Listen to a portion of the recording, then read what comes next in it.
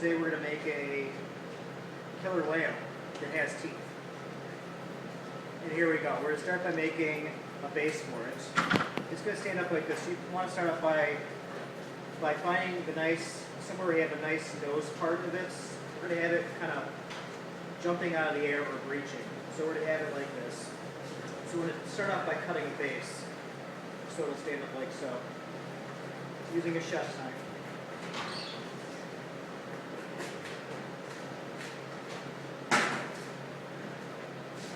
Carefully cut off the bottom section so we have a base like so. And we'll save the bottom section that we just cut to make the dorsal fin and also two other fins to stick on the side. This will be the first one, the dorsal fin. We'll shape that later. This will be one fin. This one will be another. We'll reserve those pieces. Set the rest to the side. Next, we're going to draw the face, or which will be the mouth. Using a non-permanent marker, we'll draw a face. Just a pattern, which will be the mouth. And that'll be our guideline. Using a paring knife, we'll start cutting away that pattern.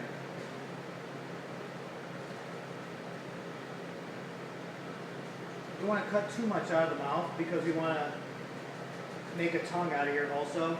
Fashion a tongue out of the inside of the water mouth and also make teeth. I'm using my paring knife and I'm going very shallow.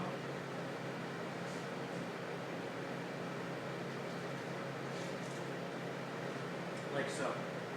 You can discard this piece. Then next I'm going to hollow out this inside here and leave this piece right here in to make a tongue.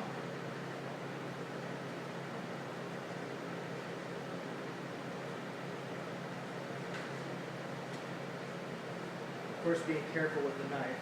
So right now I'm going to start to cut away and make a tongue. To do that, first I will start by making a small V cut. That'll be the beginning of the tongue. Then I'm going to start cutting around, cutting away to get the shape of the tongue.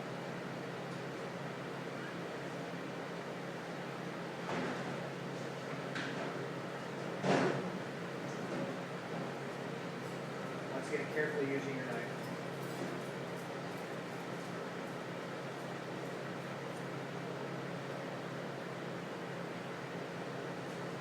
As you can see, I started this little tongue right here. We'll stop right there and just keep hollowing out the inside. With that, I think it'll be easier to use some form of a spoon.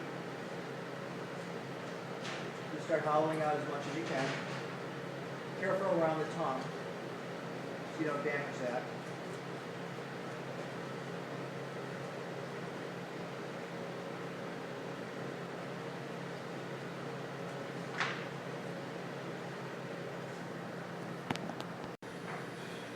Okay, now that I've gotten the mouth totally emptied out, like so, we can start on drawing our teeth on. And what we'll do is take a non-permanent marker, and we'll just go around and draw teeth, just like doing your pumpkin at Halloween time. Just kind of do it back and forth, triangle, like so. And this is just going to be just a guide. You can go ahead and adjust if we're finding that you're taking off a little bit. You can always take off more. Like I said, just to see, it gives you an idea of what you're doing when you're making your cuts.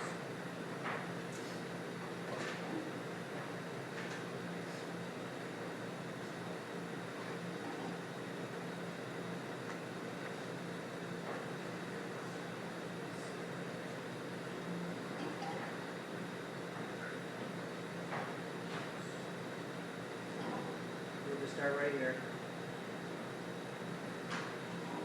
Usually go back and forth. Cut out triangles like so.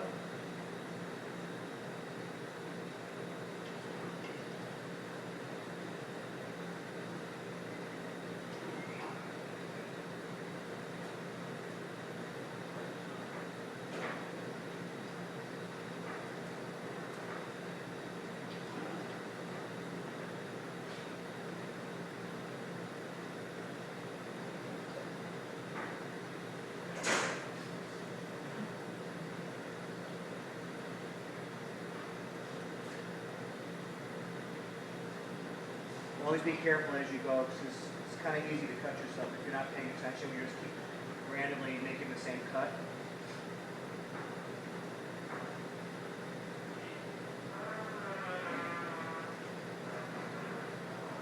You can be as creative as you want with this when it comes to the teeth. You can make them bigger, smaller. You can make them at a different angle. You can make them really sharp looking by making them at a certain angle or making them curved. This we're just making really simple. So once again, just like a Halloween pumpkin. Just a simple mouth. This is what we got. Looks like just like this. Then what we're going to do is we're going to go around. You're going to take the tip of your paring knife, put your finger right about there. You want to go down maybe, I want to say maybe 3-4 centimeters, so just like that much. And you're going to go all around at the base of the teeth right here. Make a cut all the way around. Let me explain by drawing it on.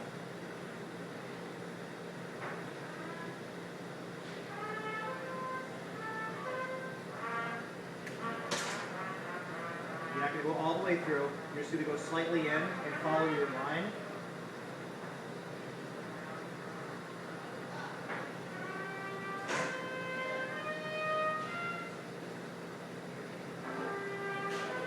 And what that's going to do, once you're all done, I'll show you in a second, is that's going to make your teeth look to me have a different dimension, almost three-dimensional.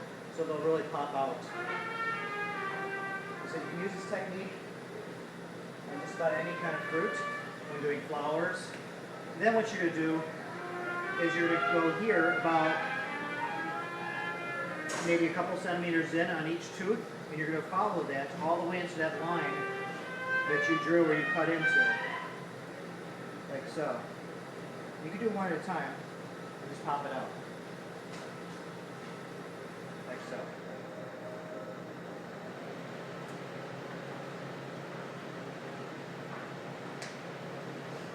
This is a very simple thing.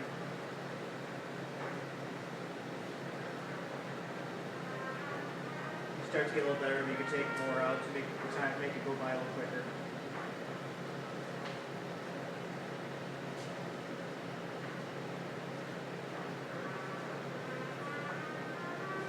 And that's what it looks like when that's all done. And that is the mouth section. The tongue, we can kind of do a little more shape to it. Nothing too much. We're looking pretty good. Like so. And then we want to put the eyes. We're going to get to the eyes. We're going to take a melon baller. It's a common thing you can get at any culinary store. And we're going to probably place right about here. Probably lower, closer to the corner of the mouth. Right about there, I think, would be good. And we're just going to take our melon baller, stick it in, spin it through, like so. It'll be one.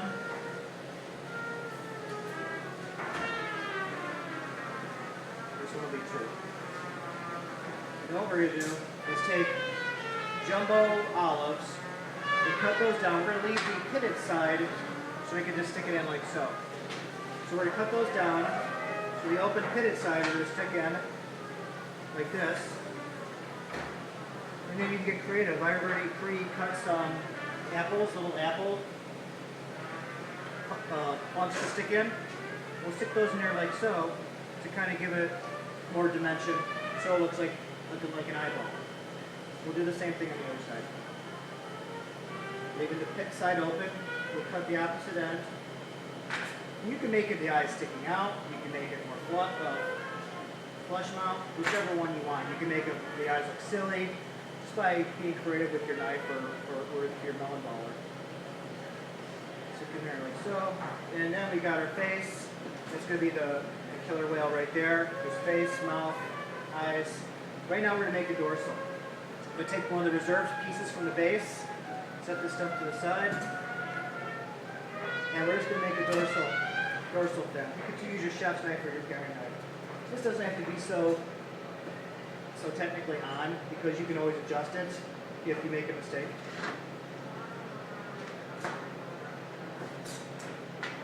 So what we're going to do with that is we're going to have that come out somewhat like this. So what I have to do on the back side here is cut out a space to stick that back dorsal in, which will do right here.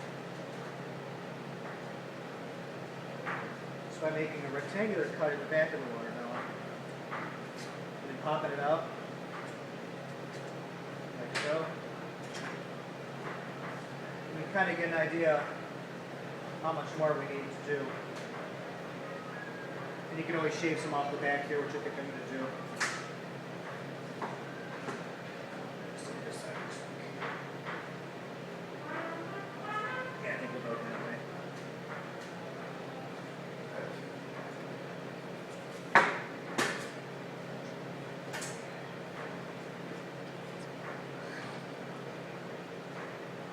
I think that looks pretty good right now.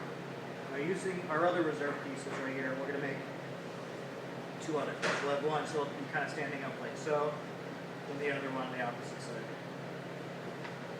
So just using this as a model right here, just take your knife and just cut out the watermelon right there, that spot. Go smaller first, because if you take too much out, then you've got a problem and it won't stick in quite as well as you might like. Just remember, you can always take more off, but you can never add more back on. Oops.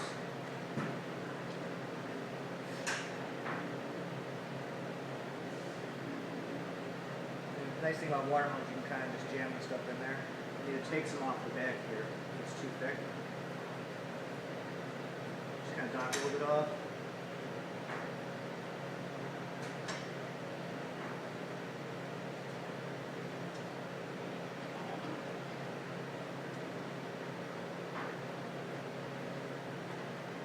Stick it in like so. That's one side. This will just be the other side.